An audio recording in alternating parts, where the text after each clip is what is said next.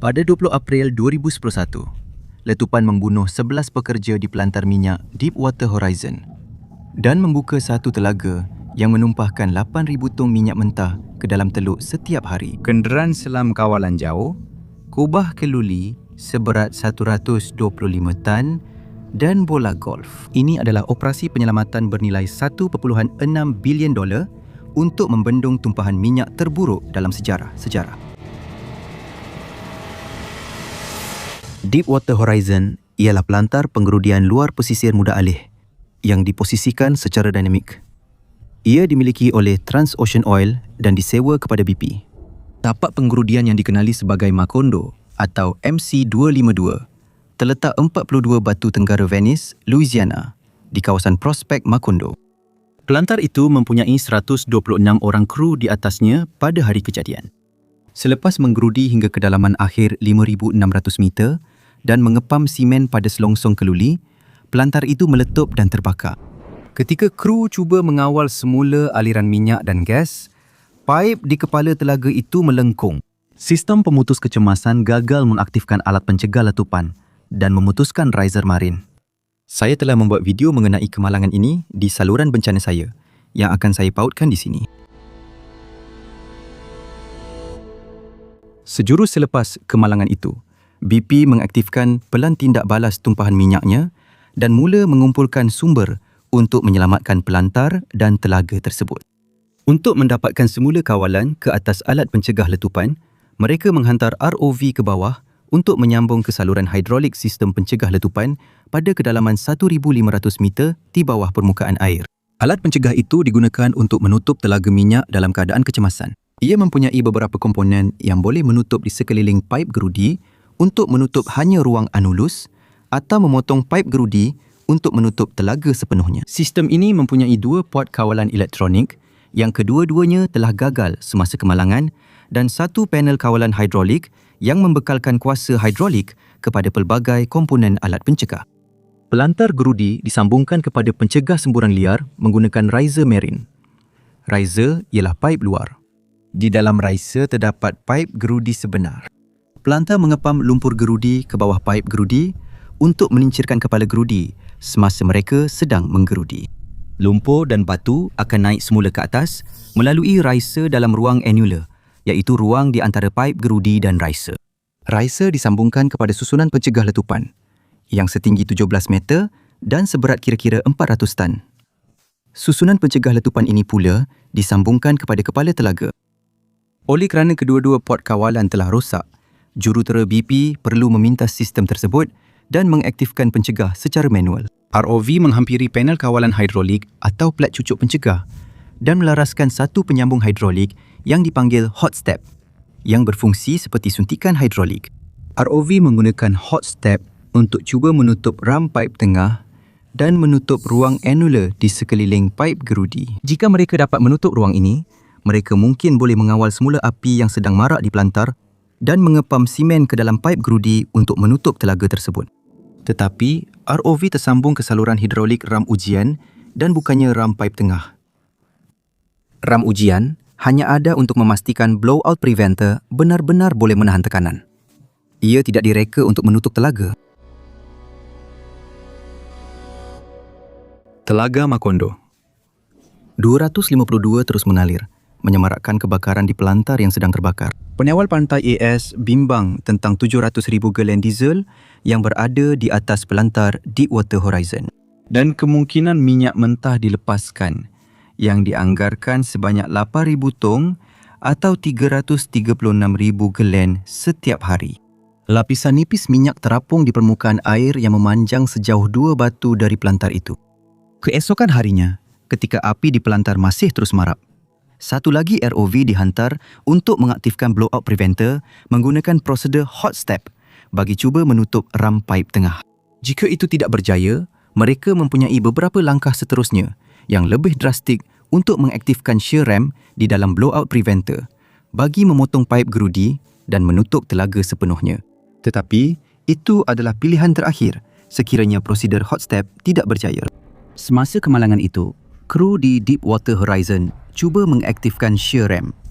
Sekarang, BP masih cuba mencari jalan untuk mengelakkan perkara itu dan menyelamatkan telaga tersebut. Pam hidraulik ROV mengalami kerosakan. Percubaan itu dibatalkan dan ROV kembali ke permukaan untuk dibaiki dan pilihan BP akan menjadi semakin terhad.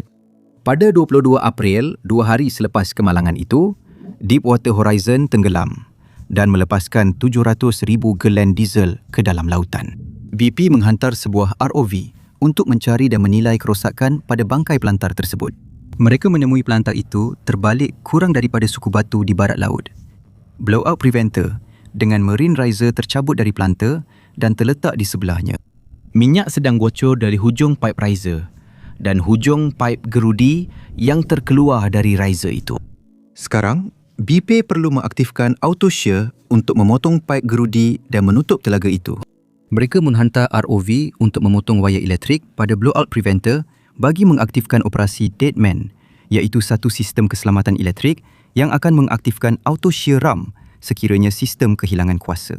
Sistem Deadman sepatutnya menutup telaga semasa kecemasan tanpa perlu diaktifkan secara manual. Tetapi ia tidak berfungsi semasa kemalangan itu. Dan apabila mereka memotong wayar, tiada apa-apa yang berlaku.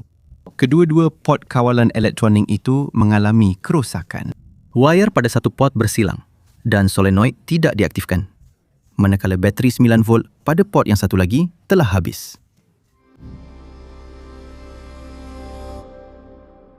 BP memberitahu juruterbang ROV untuk mengaktifkan fungsi pin pencetus auto shear yang merupakan ciri keselamatan mekanikal untuk memotong pipe gerudi. Apa yang jurutera tidak tahu ialah, semasa kemalangan itu, pipe telah membengkok yang menolaknya jauh dari garisan sensor, menyebabkan ia berada di luar kawasan pemotongan shear ram. Pin pencetus auto shear berfungsi dan bila shear ram tertutup, tetapi bukannya memotong dengan bersih, pipe itu hanya berubah bentuk dan minyak terus mengalir. Pasukan penyelamat menggunakan ROV untuk mencuba satu lagi hot step, tetapi selepas beberapa cubaan dan kerosakan yang terkumpul pada sistem hidrolik, tekanan tidak mencukupi untuk menutup ram sepenuhnya. Mereka cuba menjalankan fungsi pin pencetus sekali lagi, tetapi ia terkena bahagian tool joint yang lebih tebal pada pipe gerudi dan bukannya badan pipe yang lebih nipis. 4 cubaan gagal dan telaga itu terus melepaskan minyak ke dalam lautan. BP perlu mencari cara lain untuk menghentikan kebocoran itu. Pentadbiran lautan dan atmosfera kebangsaan mempunyai alat untuk memodelkan bagaimana minyak bertindak di laut. Mereka meramalkan bahawa 35% daripada minyak itu akan tersejat. 10 hingga 15% akan dicairkan dan baki 50% akan membentuk emulsi dengan air laut yang boleh dipulihkan dan dipam. Menjelang 23 April, tumpahan minyak telah membentuk lapisan minyak di permukaan selebar 1 batu dan sepanjang 5 batu. 32 bot dan 5 pesawat telah digerakkan untuk menyebarkan bahan penyebar dan menggunakan skima bagi membersihkan tumpahan tersebut. Selepas 3 hari mencari di kawasan seluas 5,000 batu persegi untuk mangsa yang terselamat, pengawal pantai AES menamatkan pencarian untuk 11 anak kapal Deepwater Horizon yang masih hilang. BP kini melantik 2 pasukan untuk menghentikan kebocoran itu. Satu pasukan akan menggerudi telaga pelega dan satu lagi pasukan akan bekerja untuk menutup telaga itu. Telaga bantuan ialah telaga kedua yang digerudi secara bersudut ke dasar telaga asal yang membolehkan pasukan penyelamat mengepam lumpur penggerudian berat yang dipanggil kill mud dan simen ke dalam telaga asal untuk menutup telaga itu secara kekal. Tetapi mereka tidak boleh menutup dasar telaga sehingga aliran bebas itu berhenti. Telaga itu perlu ditutup dahulu. Untuk menutup telaga, pasukan kedua perlu membina capping stack. Tetapi itu akan mengambil masa. Dan jadi, mereka perlu mencari cara untuk menguruskan aliran minyak dan gas yang bebas terlebih dahulu. Pada 25 April, mereka cuba sekali lagi untuk mengaktifkan middle pipe ram pada blowout preventer menggunakan hot step ROV dan akumulator bawah laut mudah alih. Akumulator menyimpan cecair hidraulik bertekanan dalam akumulator yang boleh dilepaskan untuk membekalkan tekanan hidraulik tambahan yang diperlukan untuk mengaktifkan shear ram. Tetapi jurutera BP tidak tahu bahawa pipe itu telah bengkok. Jadi semua percubaan mereka berakhir dengan kegagalan. Pada 29 April, tumpahan itu sampai ke pantai Louisiana dan merebak merentasi kawasan seluas 600 batu. Gabbana mengisytiharkan darurat dan dalam beberapa hari, Hampir 100 batu penghadang minyak digunakan. Untuk meminimumkan kesan tumpahan itu, BP menyuntik bahan penyebar kimia di bawah air terus ke punca kebocoran semasa ia mengalir keluar dari pipe riser. Penyebar biasanya digunakan di permukaan untuk memecahkan minyak menjadi titisan kecil yang akan tenggelam ke dasar laut. Hilang dari pandangan, hilang juga dari ingatan. Saya telah mendengar beberapa laporan anekdot mengenai luka bakar kimia dan kanser yang dikaitkan dengan bahan penyebar daripada sukarelawan yang bekerja membersihkan pantai. Saya tidak tahu sepenuhnya kesan bahan penyebar kimia terhadap ekologi bawah air. Tetapi saya tidak dapat bayangkan menambah lebih banyak bahan kimia ke dalam lautan adalah sesuatu yang baik. Pada 1 Mei, jurutera BP memberi tumpuan kepada Annular Preventer, iaitu sebuah peranti berbentuk donat besar yang digunakan untuk menutup lubang telaga semasa operasi penggerudian. Satu pengedap getah sepatutnya membentuk penghalang kedap tekanan di sekeliling paip gerudi dan menghalang minyak daripada keluar melalui riser. Tetapi, paip yang tidak sejajar di dalam lubang telaga menghalang Annular Preventer daripada menutup telaga tersebut. Pada 2 Mei Development, Driller 3, sebuah pelantar penggerudian separa tenggelam air ultra dalam, mula menggerudi telaga bantuan pertama kurang daripada setengah batu dari MC252. Telaga bantuan ialah cara yang boleh dipercayai untuk mematikan letusan sekiranya kebocoran tidak dapat dihentikan. Tetapi ia memerlukan masa dan ketepatan untuk dilaksanakan dengan berjaya. Pada 7 Mei, sebuah kubah penahan atau cofferdam seberat 125 tan diturunkan ke dalam air. Ia akan diletakkan di atas kebocoran terbesar di hujung riser marine. Cofferdam ini adalah struktur keluli setinggi kira-kira 12 meter, lebarnya 7 meter dan kedalamannya 4 meter. Direka untuk menangkap minyak yang bocor dari hujung paip seperti corong terbalik. Sebuah paip di bahagian atas corong itu akan menyalurkan minyak ke kapal pengumpulan di permukaan. Apabila cofferdam diturunkan ke dasar laut, kristal hidrat mula terbentuk di dalam kubah itu. Gas metana yang naik dari telaga bercampur dengan air laut sejuk, membentuk kristal seperti ais yang menyumbat kubah itu, menghalang aliran dan menyebabkan kubah itu menjadi lebih terapung. Kubah yang dipenuhi dengan gas dan minyak yang terperangkap itu terapung ke atas menuju kapal-kapal di permukaan, meletakkan mereka dalam risiko perlanggaran. Para klasi dan jurutera berjaya mengawal semula keadaan dan mengalihkan kubah penahan itu sebelum ia menyebabkan sebarang kerusakan. Mereka meletakkannya di dasar laut, jauh dari telaga yang bocor itu. Kubah penahan itu bukanlah satu kegagalan sepenuhnya. Mereka belajar bahawa reka bentuk pada masa hadapan perlu memasukkan suntikan metanol ke dalam kubah itu untuk mengelakkan pembentukan kristal hidrat. Jurutera BP beralih kepada idea mereka yang seterusnya. Alat tiup sisipan riser akan bertindak seperti penyedut minuman yang dimasukkan ke dalam riser yang pecah untuk menyedut minyak keluar dari paip itu. Selepas 2 cubaan gagal, jurutera BP memasukkan tiup sepanjang 1 batu ke dalam paip riser yang pecah yang mengalihkan sebahagian minyak ke kapal geru di permukaan. Tiup itu menyedut kira-kira 2,000 tong sehari, lebih kurang 1/4 daripada 8,000 tong yang tersebar ke dalam lautan. Minyak dan gas dialihkan ke permukaan untuk diproses atau dibakar, di mana ia dibakar habis. Tetapi, ini hanyalah langkah jangka pendek untuk meminimumkan jumlah minyak yang mengalir ke dalam lautan. Keesokan harinya, pelantar minyak Development Drill 2 mula menggerudi telaga bantuan kedua. Dengan tiup sisipan riser memberikan sedikit kelegaan, BP mula bekerja pada pelan top kill untuk mengepam lumpur berat melalui alat pencegah semburan liar dan ke dalam telaga dengan daya yang cukup untuk menghentikan aliran minyak. Tetapi mereka bimbang. Tekanan dalam telaga akan memaksa lumpur keluar semula dan oleh itu mereka memerlukan cara untuk memperlahankan dan menyekatnya. Jurutera bersiap sedia untuk apa yang mereka panggil sebagai junk shot. Saya teringin untuk berada dalam mesyuarat di mana mereka cuba menerangkan junk shot kepada lembaga pengarah. Mereka menyambungkan manifold junk shot terus ke saluran masuk di sisi alat pencegah semburan liar menggunakan hose fleksibel yang dipanggil jumper lines. Kemudian mereka menyuntik bahan junk dan lumpur berat ke dalam alat pencegah semburan liar. Junk shot itu dipenuhi dengan tali yang dicincang, kepingan getah, bebola pengedap, serpihan tayar, bola golf dan batu-batu. Ia adalah jenis junk yang anak saya berumur 6 tahun akan sumbat ke dalam paip saliran untuk menyumbatnya. Selepas 3 hari dan 6 percubaan gagal untuk menutup telaga itu dengan lumpur berat dan bola golf, mereka beralih kepada idea seterusnya, iaitu sistem pembendungan penutup topi untuk Lower Marine Riser Package.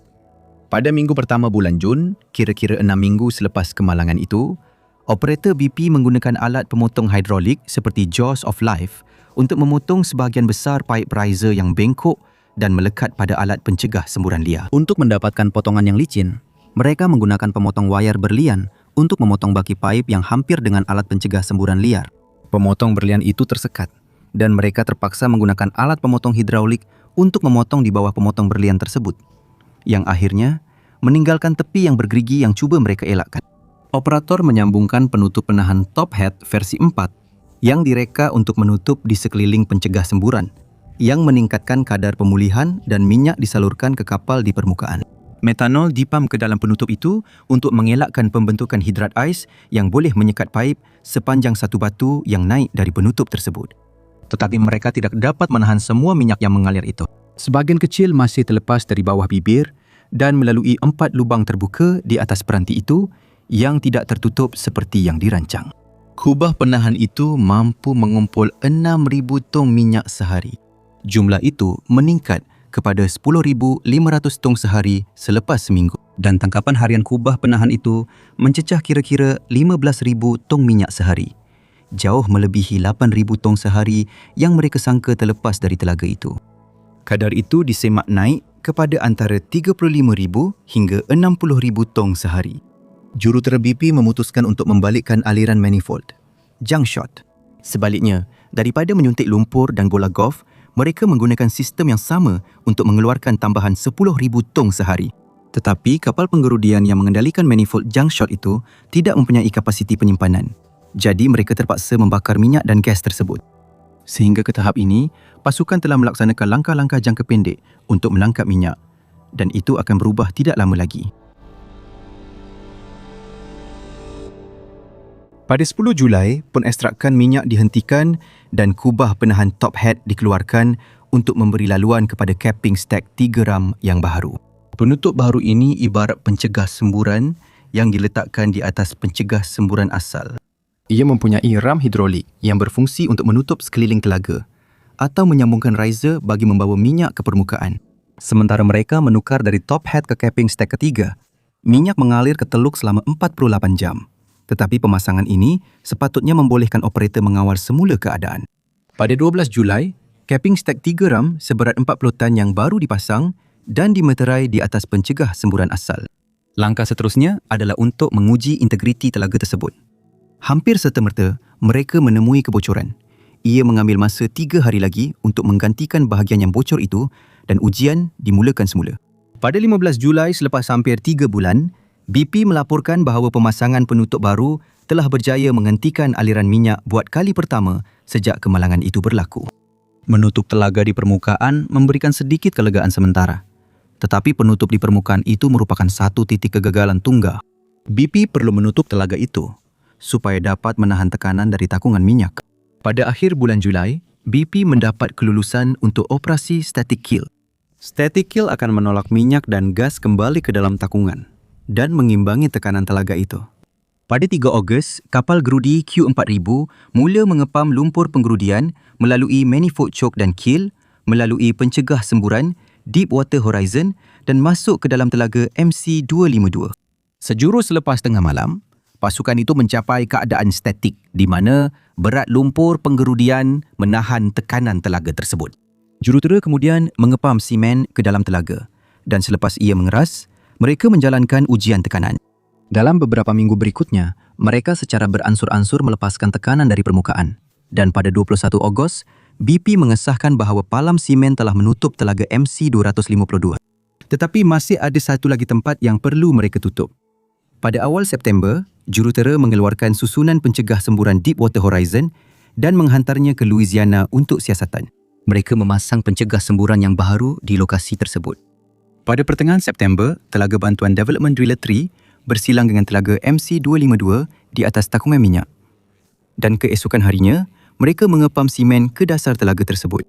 Pada 19 September, 5 bulan selepas kemalangan itu, BP menyiapkan operasi penutupan dasar terakhir, menutup telaga Macondo secara kekal. Kebocoran itu dihentikan pada pertengahan Julai 2010 86 hari selepas semburan liar itu bermula, dan telaga itu telah ditutup secara kekal pada 19 September. Deepwater Horizon melepaskan 4.9 juta tong minyak ke dalam teluk, meliputi kira-kira 1,300 batu garis pantai. BP membelanjakan lebih daripada 1.6 bilion dolar untuk usaha mengawal semula telaga itu, dan tambahan 65 bilion lagi untuk menampung kos pembersihan, yuran guaman, penyelesaian dan denda berkaitan tumpahan tersebut. Tumpahan, jumlah kos kepada ekonomi dianggarkan setinggi 145 bilion dolar. Bangkai Deepwater Horizon masih berada di dasar laut hingga hari ini. Untuk menonton satu lagi operasi penyelamatan yang kompleks, klik video di skrin sekarang.